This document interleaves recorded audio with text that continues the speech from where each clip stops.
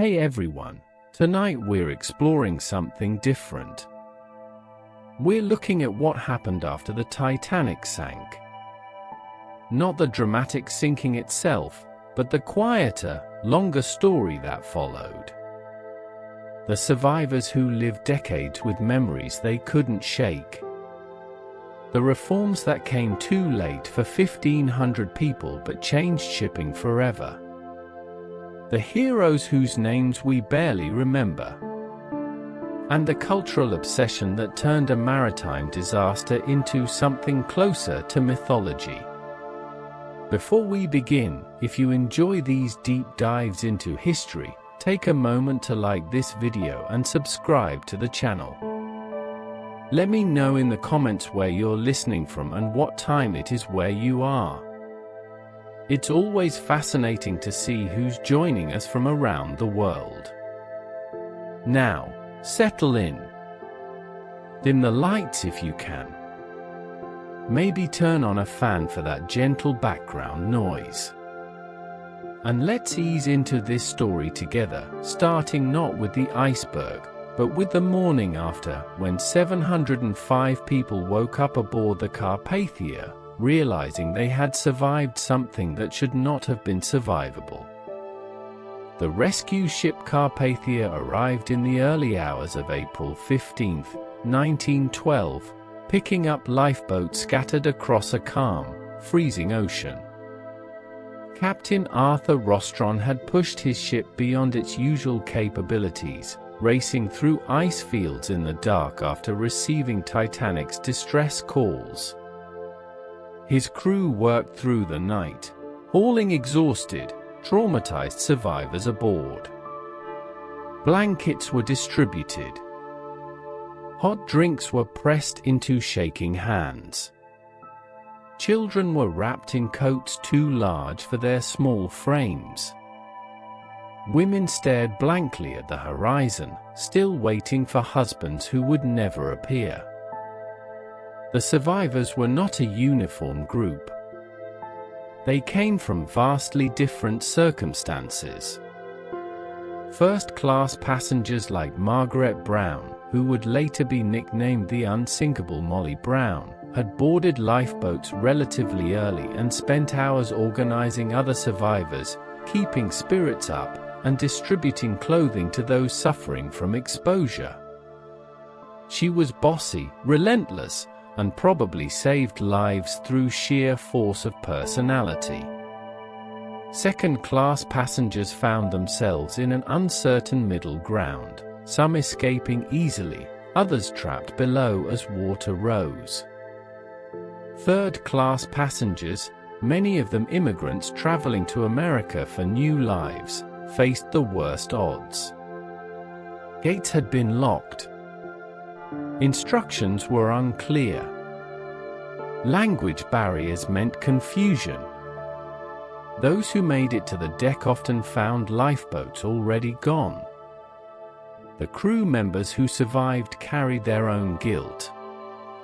Some had worked heroically to load lifeboats and maintain order.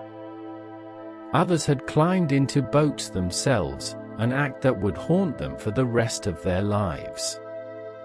Second Officer Charles Lightoller, the most senior officer to survive, spent the night standing on an overturned collapsible lifeboat, freezing water soaking through his uniform, refusing to take up space that might save someone else. He would never fully forgive himself for living when his captain did not.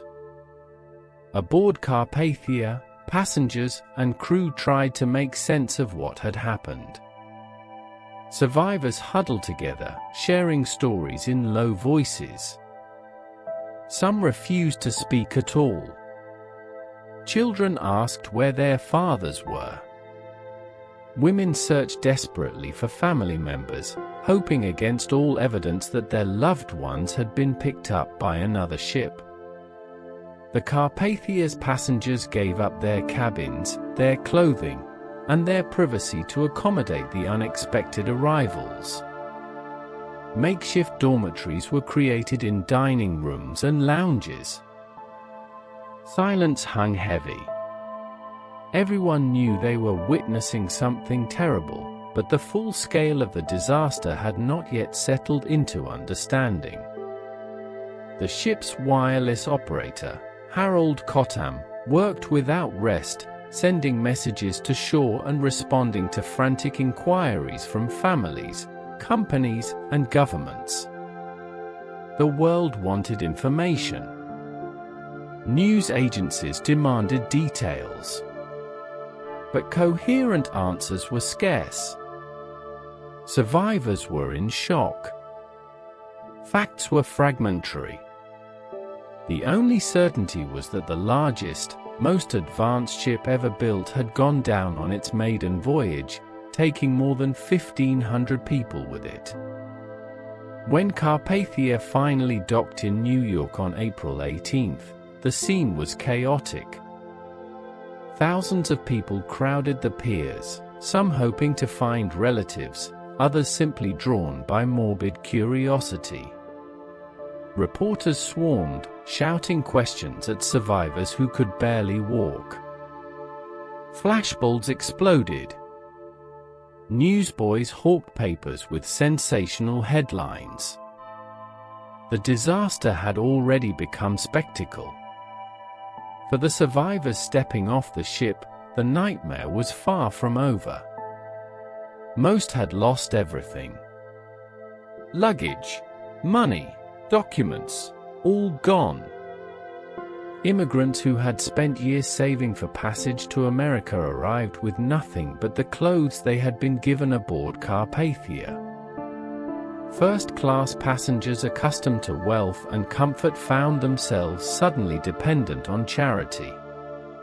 Relief organizations scrambled to provide temporary housing, clothing, and financial assistance. The White Star Line, which owned the Titanic, set up offices to process claims and provide immediate aid. Their concern was partly humanitarian, partly legal. Survivors needed help, but they were also potential witnesses in lawsuits that were already being filed. Compensation was offered quickly, sometimes suspiciously quickly, in exchange for signed agreements not to sue. Some survivors accepted, desperate and overwhelmed. Others refused, determined to hold the company accountable. Margaret Brown became a central figure in survivor relief efforts. She spoke multiple languages, had social connections, and possessed relentless energy. She organized funds, arranged accommodations, and publicly criticized the White Star Line for inadequate lifeboat provisions. Her activism made her famous, though the nickname Molly Brown was largely a later invention. At the time, she was simply Margaret, a wealthy, stubborn woman who refused to let the disaster be quietly buried. Not all survivors wanted attention. Many retreated into privacy, traumatized and exhausted. Some left New York immediately, traveling to their intended destinations or returning home to Europe. Others remained, caught up in inquiries, lawsuits, or simple inability to move forward. The disaster had stolen not only lives, but futures. Plans were shattered. Families were broken. Identities were reshaped by a single night in the North Atlantic. Children who survived often had no memory of parents. Orphans were created instantly. Michelle and Edmund Navratil, known as the Titanic Orphans, had been traveling with their father under assumed names after he abducted them from their mother in France. When their father died in the sinking, no one knew who the boys were. Their photograph was circulated widely, eventually reaching their mother, who came to America to reclaim them. Their story ended relatively well. Others did not. Swedish immigrant families lost fathers and older sons, the primary breadwinners. Widows with young children faced impossible futures. Some returned to Europe. Others stayed, working whatever jobs they could find, raising children alone, carrying survivor guilt alongside grief. The disaster did not end when the ship sank.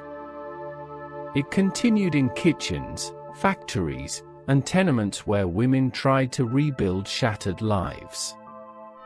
Crew survivors faced professional ruin. Many were immediately unemployed. The White Star Line had no obligation to keep paying them after Titanic went down. Some found work on other ships, though their association with the disaster made them unwelcome in certain circles. Superstition ran deep in maritime culture. A survivor from a doomed ship carried bad luck. Officers who had made it into lifeboats faced whispered accusations of cowardice, regardless of circumstances. Charles Lightoller spent years defending decisions made in minutes, knowing that every choice he had made that night would be scrutinized forever. The psychological toll was immense, though the language to describe it barely existed. Post-traumatic stress disorder would not be formally recognized for decades, but survivors experienced it fully. Nightmares plagued them. Some could not bear the sight of water. Others flinched at loud noises, their minds returning instantly to the sound of the ship breaking apart. Depression was common. Suicide rates among survivors were higher than the general population, a grim statistic that suggests some deaths from the Titanic occurred years after the ship went down. Public reaction was complicated. Survivors were alternately celebrated and interrogated. Heroism was praised, but questions lingered. Why had so many boats left half full? Why had men survived when women and children died? Why had first-class passengers been saved at far higher rates than third class? These questions demanded answers, and survivors found themselves forced to relive the worst night of their lives repeatedly in courtrooms, newspaper interviews, and private conversations. The official inquiries began almost immediately. The United States Senate launched an investigation chaired by Senator William Alden Smith, a man with no maritime experience but plenty of political ambition. The hearings were theatrical, sometimes absurd, but they served a purpose. Survivors testified under oath. Crew members were questioned aggressively. White Star Line executives were forced to explain decisions. The transcripts ran thousands of pages, preserving details that might otherwise have been lost. Britain conducted its own inquiry under Lord Mersey, a more measured but equally determined investigation. Testimonies overlapped, contradicted, and occasionally illuminated. The picture that emerged was of a disaster caused not by a single failure, but by a chain of decisions, assumptions, and negligence. The ship had been going too fast in dangerous waters. Warnings about ice had been ignored or downplayed. Lifeboat drills had been skipped. Wireless operators had been overworked. The Californian, a ship close enough to help, had failed to respond to distress signals, its radio operator asleep. Captain Edward Smith, who went down with his ship, was both lionized and blamed. Some called him a hero for maintaining calm and tradition. Others pointed out that his decisions had directly led to disaster. He could not defend himself. The dead rarely can. His legacy became a site of argument, a reflection of how people wanted to understand what had happened. If the captain was a hero, the disaster was tragic but honorable. If he was negligent, someone had to be held accountable. The truth was probably more complicated than either narrative allowed. The inquiries also exposed class divisions. First-class passengers had been given priority access to lifeboats. Third-class passengers had been kept below deck, whether through deliberate policy or chaotic mismanagement remained disputed. Survivors from steerage testified about locked gates and confusing orders. White Star Line representatives insisted no such barriers existed. The truth was documented in survivor rates. First-class women and children survived at rates above 90%. Third-class passengers, men, women, and children combined, survived at rates below 25%. Numbers do not lie, even when testimony does. One particularly painful aspect of the aftermath was the recovery of bodies. Ships were sent to the disaster site to retrieve the dead.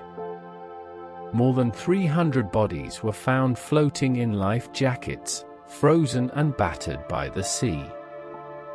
They were brought aboard, identified when possible, and either buried at sea or brought back to port. Families waited desperately for news, hoping their loved ones would be among the recovered. Many were not. The ocean kept them. Identification was difficult. Some bodies carried papers, jewelry, or distinctive clothing. Others were unrecognizable. A makeshift morgue was set up in Halifax, Nova Scotia, where victims were catalogued, photographed, and prepared for burial. Families who could afford it claimed bodies and arranged private funerals. Those who could not left their dead in mass graves, marked only by numbers. The disaster divided people even in death. The emotional weight carried by survivors was staggering. Eva Hart, who was 7 years old when the Titanic sank, remembered her mother's premonition of danger.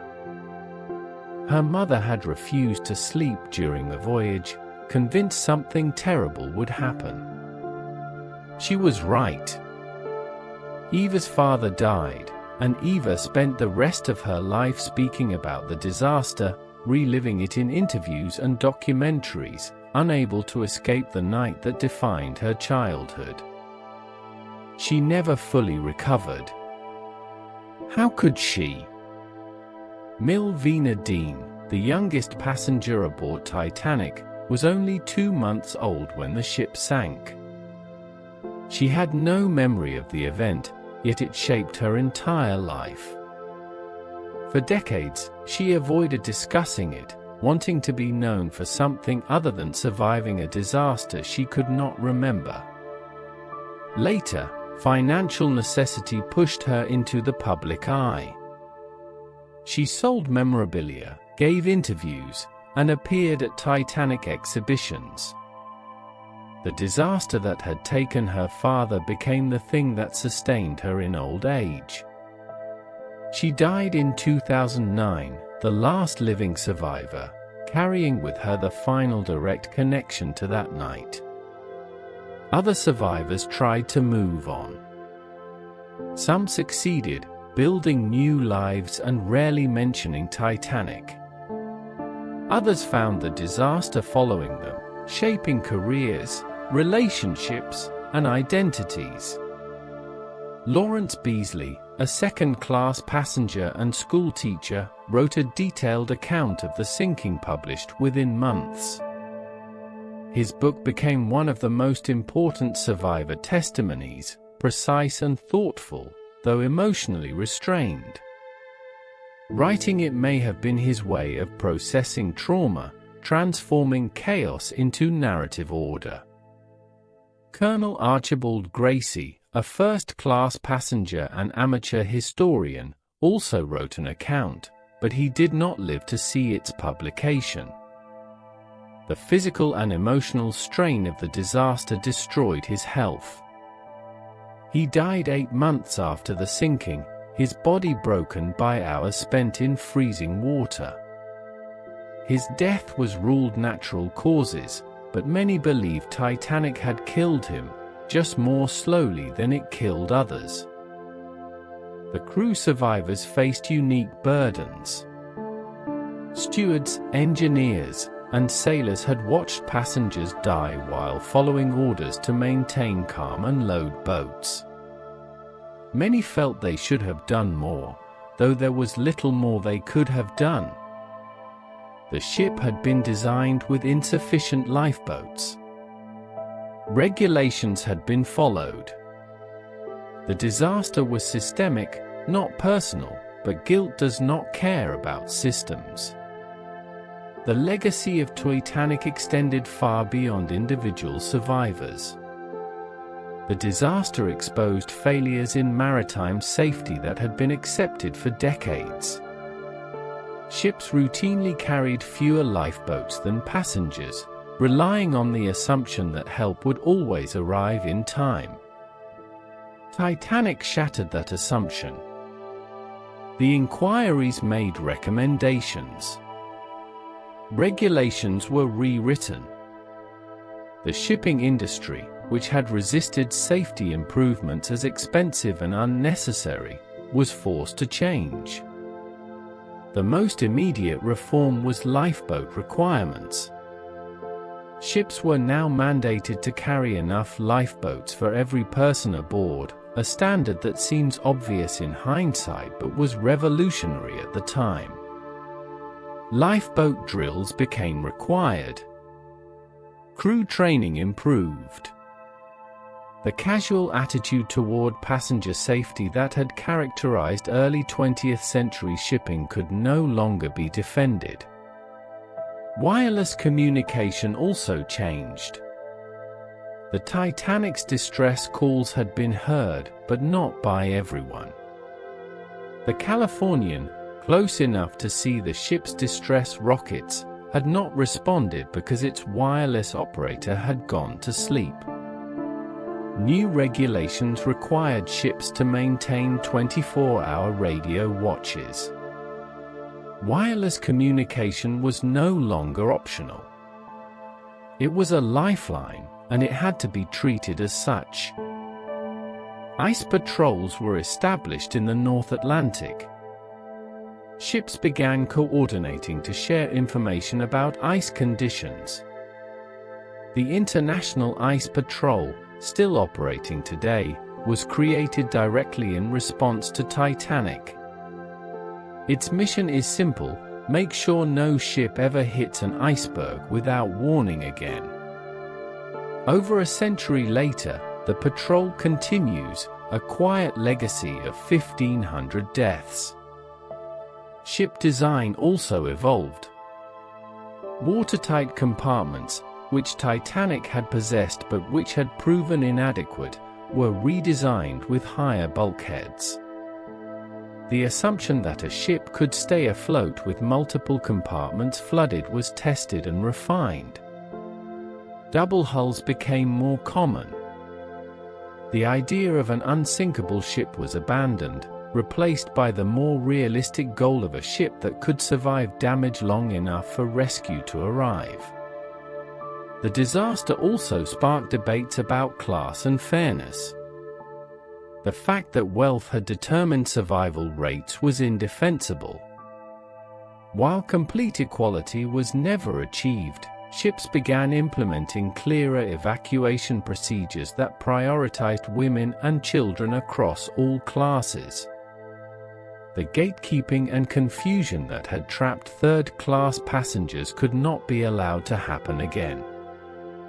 Whether these reforms were fully followed is another question, but the ideal was established. Cultural reactions to Titanic were intense and immediate. The disaster became a morality tale, a story about hubris and technological arrogance. The ship had been declared unsinkable.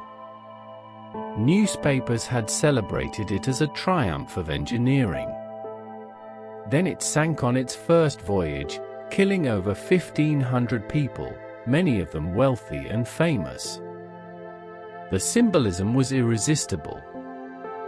Songs were written within days. Some were mournful, others sensational. Sheet music sold thousands of copies. The disaster was turned into entertainment almost before the bodies had been recovered. This impulse to transform tragedy into story is deeply human, if unsettling. People needed to make sense of what had happened, and narrative provided structure. Heroism became a central theme. Stories of men who gave up lifeboat seats to women and children were celebrated widely. The band that played as the ship sank became legendary, their decision to keep performing framed as ultimate courage. Whether they chose to play or were simply doing their jobs until the end is unclear, but the story was too powerful to interrogate closely. Heroes were needed. The band provided them.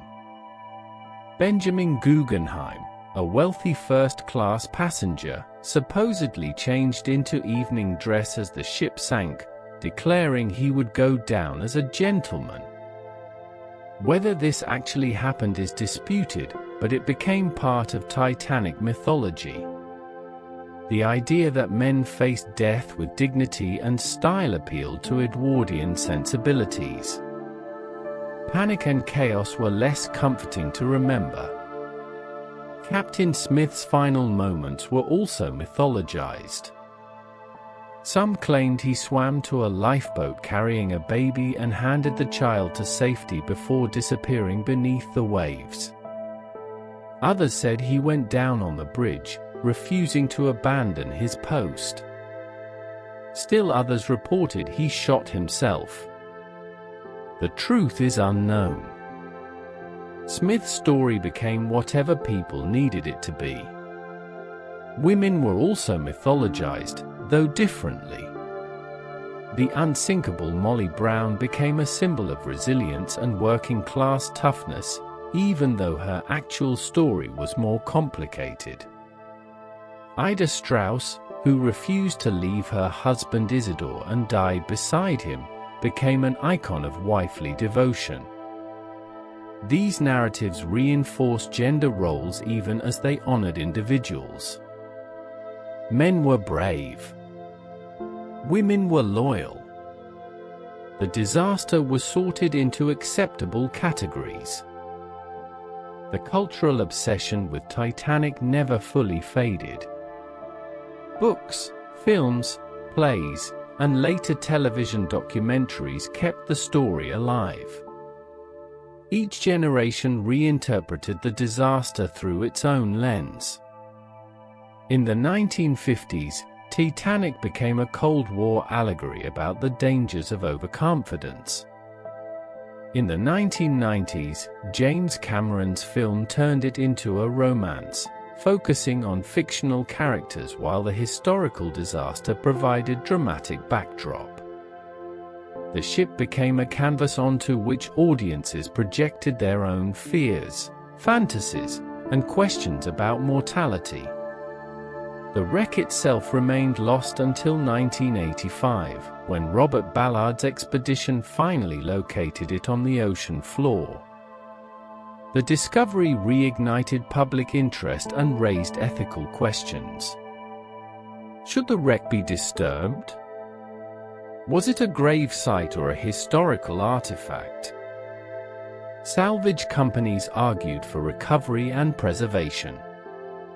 Survivors and their descendants argued for leaving it alone. The debate continues. Objects recovered from the wreck toured museums and exhibitions worldwide. People paid to see dishes, shoes, and personal items pulled from the ocean floor. The commercialization troubled many, but fascination outweighed discomfort. Touching something connected to Titanic felt like touching history. The ship had become more than a disaster. It was a symbol, a legend, a way to confront death at a safe distance.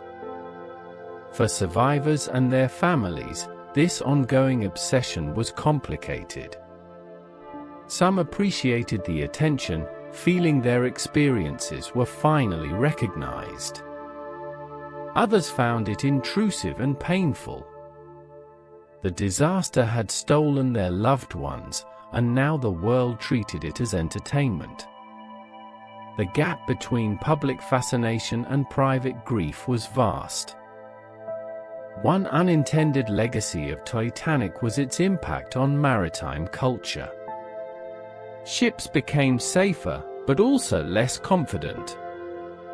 The age of hubris ended.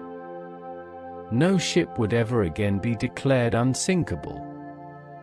The disaster humbled an entire industry, forcing engineers, captains, and companies to confront the limits of human control. The ocean had won, decisively and publicly. Respect followed fear. The disaster also exposed corporate negligence in ways that anticipated modern accountability movements. The White Star Line faced lawsuits, public outrage, and reputational damage. While the company survived, its arrogance did not. Other companies took note. Safety regulations were no longer suggestions. They were requirements backed by law and public expectation. Insurance industries also changed. The financial cost of Titanic was staggering, not only in terms of the ship itself but in liability claims and compensation. Insurers began demanding better safety standards as conditions of coverage. Risk assessment became more rigorous. The disaster proved that cutting corners could be catastrophically expensive. Labor movements used Titanic as evidence of class inequality. The fact that third-class passengers had died at far higher rates than first class became a rallying point for those arguing that working people's lives were undervalued. Unions pushed for better working conditions, safer transportation, and more accountability from corporations. Titanic became political, a symbol of everything wrong with systems that prioritized profit over people. The role of media in shaping the Titanic narrative cannot be overlooked.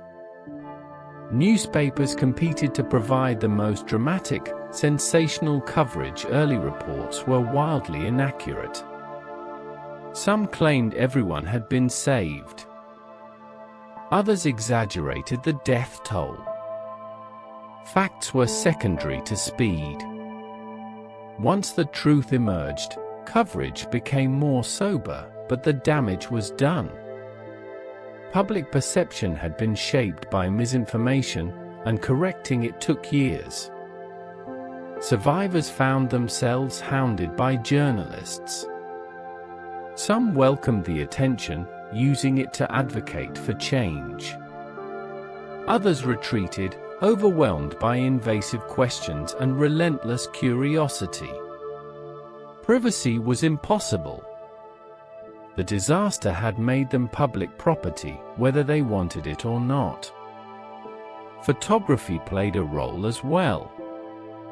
Images of survivors aboard Carpathia circulated widely. Lifeboats being hoisted aboard. Women wrapped in blankets. Children staring blankly at the camera. These images made the disaster real in ways words could not.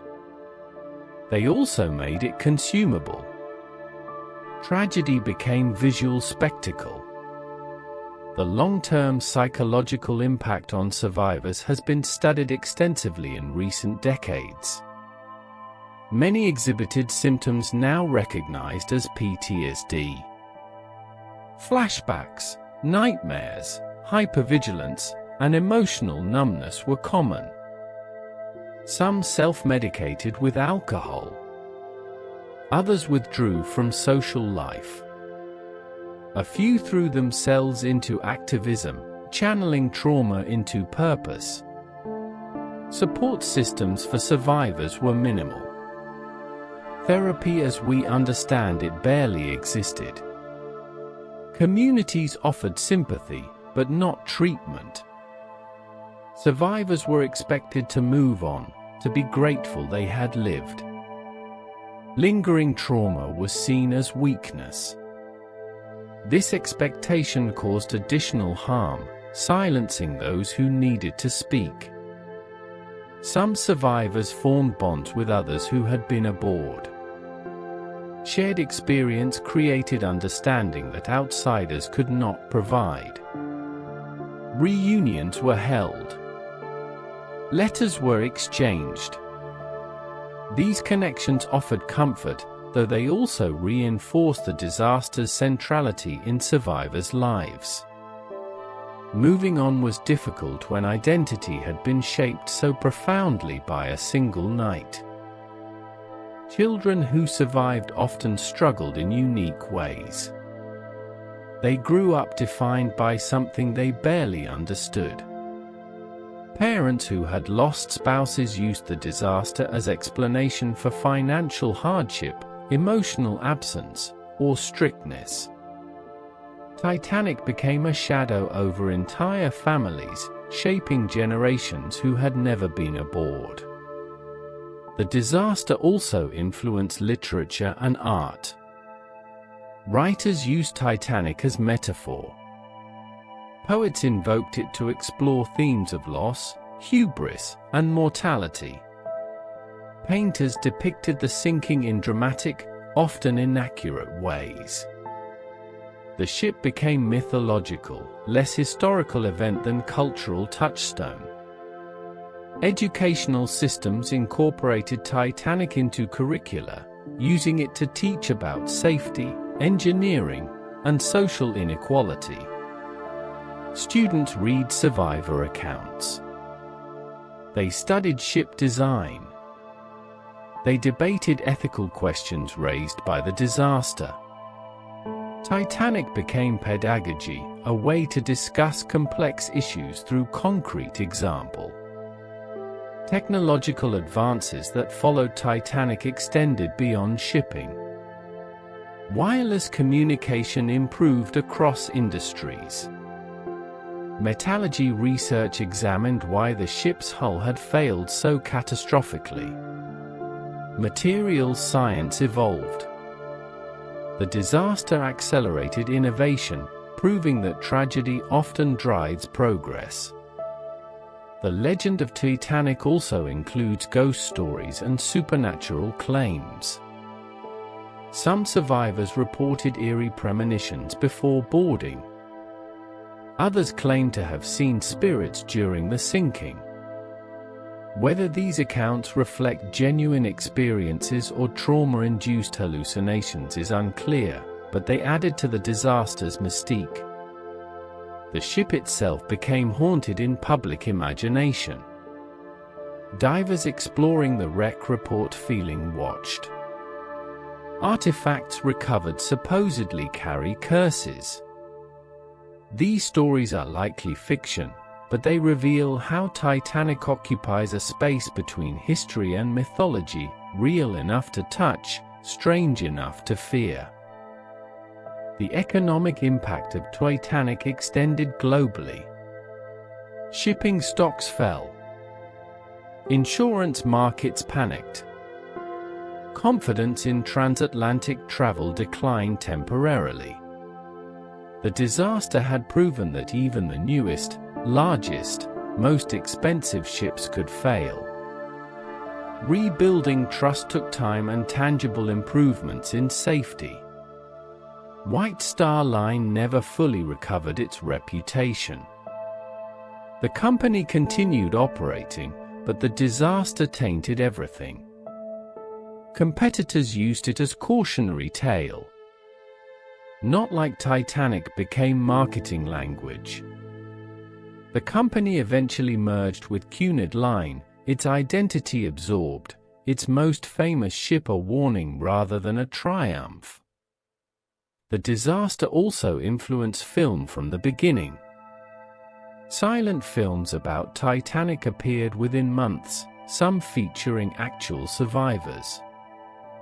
These early films were crude and exploitative, but they established a pattern. Titanic was profitable. Audiences wanted to watch the disaster repeatedly, experiencing vicarious terror from the safety of theater seats. Later films became more sophisticated. A Night to Remember, released in 1958, treated the disaster with seriousness and respect, focusing on real people and documented events. It remains one of the most accurate cinematic depictions. James Cameron's 1997 film took a different approach, using fiction to create emotional connection while reconstructing the sinking with unprecedented detail. Both films kept Titanic alive in public consciousness, ensuring new generations learned the story. The role of women in Titanic's legacy deserves particular attention. Survivors like Margaret Brown used their visibility to advocate for social change. They pushed for better labor laws, women's suffrage, and survivors' rights. The disaster had shown them how fragile life was and how little protection existed for those without wealth or power. They spent their remaining years fighting for change. Other women became symbols without choosing to be. Photographs of mothers clutching children, widows staring at the horizon, young women wrapped in blankets, these images circulated widely, used to generate sympathy and outrage. Women's vulnerability became a rhetorical tool, mobilizing support for reforms while reinforcing traditional gender roles. The children who survived Titanic carried the story into the 21st century. As they aged, they became living links to an event that seemed increasingly distant. Interviews conducted in their final years provide invaluable first-hand accounts, preserving details that would otherwise be lost. Their deaths marked the end of an era. No one alive now remembers Titanic from personal experience. The disaster has moved fully into history. The lessons of Titanic remain relevant. Overconfidence in technology still leads to disaster. Corporate negligence still kills. Class inequality still determines who suffers most when systems fail. The specifics change, but the patterns endure. Titanic teaches that safety regulations are written in blood, that prevention is cheaper than response, and that arrogance is always punished eventually. Maritime safety today is vastly improved, but not perfect.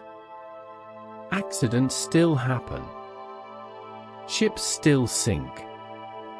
The difference is that when they do, the response is faster, the safety equipment is better, and the death tolls are lower.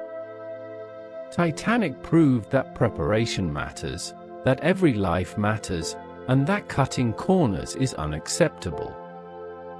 The international cooperation sparked by Titanic also set precedents. The disaster showed that maritime safety required global coordination. Ships from many nations traveled the same waters. Standards had to be shared. The International Convention for the Safety of Life at Sea, first convened in 1914, directly resulted from Titanic. It remains the most important international treaty governing maritime safety, updated regularly but still rooted in lessons learned from 1,500 deaths.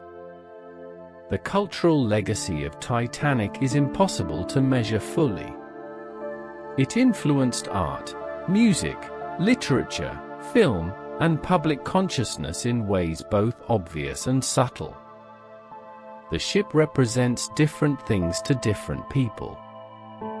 For some, it is a romance. For others, a tragedy. For still others, a warning. All of these interpretations are valid, though none is complete. The survivors themselves, had they lived long enough to witness Titanic's transformation into global phenomenon, would likely have mixed feelings. Some might appreciate that their ordeal was remembered. Others might resent the commercialization, the simplification, the way their suffering became entertainment. Tragedy does not belong to those who consume it safely from a distance. It belongs to those who lived it. As we think about Titanic today, we should remember that behind every statistic was a person. 1,517 deaths is not just a number. It represents mothers, fathers, children, workers, dreamers, and survivors who did not survive. Each had a story. Most are forgotten. The handful we remember are not necessarily the most deserving, just the most visible. The 705 who survived carried forward not only their own stories but the memory of those who did not make it. In speaking, writing, and testifying, survivors gave voice to the dead. They ensured the disaster would not be quietly buried by companies eager to move on. They fought for reforms that saved lives, even though those reforms came too late to save their own loved ones. Titanic teaches us that safety is never guaranteed, that technology cannot eliminate risk, and that human judgment matters more than engineering. It teaches that class and wealth should never determine who lives and who dies. It teaches that disaster reveals character, both individual and systemic. And it teaches that memory is a form of resistance, a refusal to let the dead be forgotten or their deaths be meaningless. The ship lies on the ocean floor now, slowly decaying. Rust consumes the metal. The structure collapses. Someday, perhaps within our lifetimes, Titanic will disappear entirely, return to the ocean that claimed it. But the story will remain, carried forward through books, films, and retellings, each generation finding new meaning in an old tragedy. For the survivors, the disaster was never distant history. It was the night that divided their lives into before and after. They carried it with them every day, in nightmares, in missing family members, in scars visible and invisible. Some found peace. Others did not. All deserved better than they received. As we close this story, remember that Titanic is not just about the past. It is about the present and future. It is about how we value human life, how we regulate dangerous industries, how we respond when systems fail. It is about learning from tragedy rather than repeating it. The survivors would want us to remember, not for the sake of spectacle, but for the sake of preventing the next disaster. They would want their suffering to mean something. The reforms that followed Titanic are their legacy. Every life saved by better safety regulations, every ship that carries enough lifeboats, every radio operator who stays awake through the night, these are living monuments to the people who died and the people who survived. So tonight, as you drift off to sleep, think about the ordinary people aboard Titanic who faced extraordinary circumstances. Think about the changes their deaths forced upon an industry that had valued profit over safety. Think about the survivors who spent the rest of their lives carrying memories too heavy to put down. And think about the lessons we still have not fully learned about hubris, inequality, and the fragility of human life in the face of systems designed without sufficient care. If you found this deep dive into history meaningful, consider liking this video and subscribing to Candle and Crown Sleep Stories. Share your thoughts in the comments. Tell me what historical topics you would like to explore next. Until next time, sleep well, and remember that history is not just dates and facts. It is people, struggling, surviving, and leaving behind lessons for those willing to listen.